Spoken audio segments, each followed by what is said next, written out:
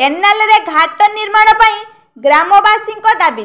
बाल्यापाल block Saudi panchayat Saudi ग्राम ठारे एक canal घाट निर्माण पाई ग्रामवासी और पंचुक व्रतधारी महिला माने दाबी करिसंती।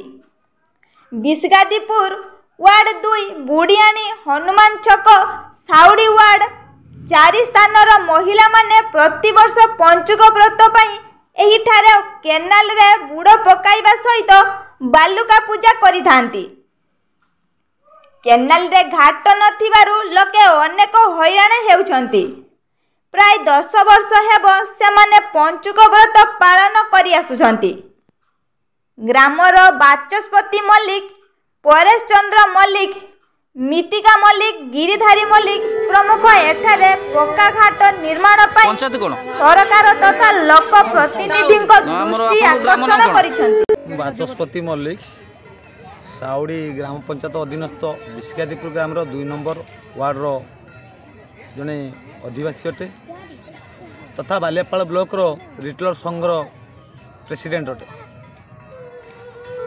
दीर्घ वर्ष धरी एटी शताधिक भक्त पंचुक उपलक्षे एटी स्नान करने आसती।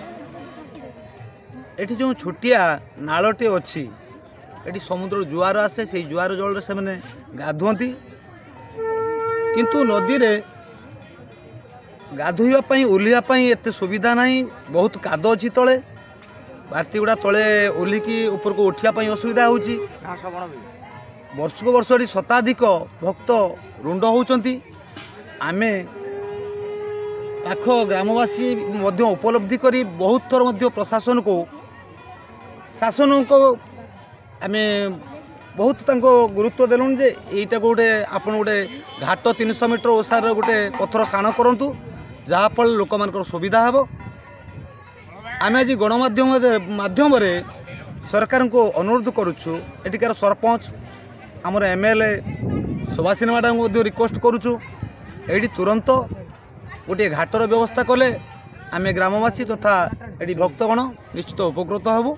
एतिकी हमको निश्चित आम दाबी पूरण करूँ। परेश कुमार मल्लिक आज्ञा बिस्गादीपुर आम आदिवासी मोर आम आज को प्राय दीर्घ 15 वर्ष धरिकी ये पंचुक स्नान करूँ। ये पंचुक स्नान झील बो मान माँ भौणी मान नहीं आमर आवश्यक आम सरकार को प्रशासन को एवं सामाजिक बंधु को अनुरोध कर आमर आवश्यक ये गोटे बुढ़ीराणी केनाल पोस्ट नदी रे जलटा आसुची किंतु भारतीय मैंने भक्त मैंने स्नान करने क्या बालुका स्थापन स्थापन कर जो आकर्षणीय हिंदू शास्त्र अनुसार हिंदू समाज रे सेटा को आम वंचित हो। आमर अनुरोध कर आगामी दिन में केनाल पटे आउटे ओसार करी गोटे पक्का साण गोटे लोक मैंने झाड़ा चपड़ न हो परिष्कार 200 मीटर भितर साण कर आम ये उपकृत जो मैंने सिंधु आमको बहुत सुंदर लगे।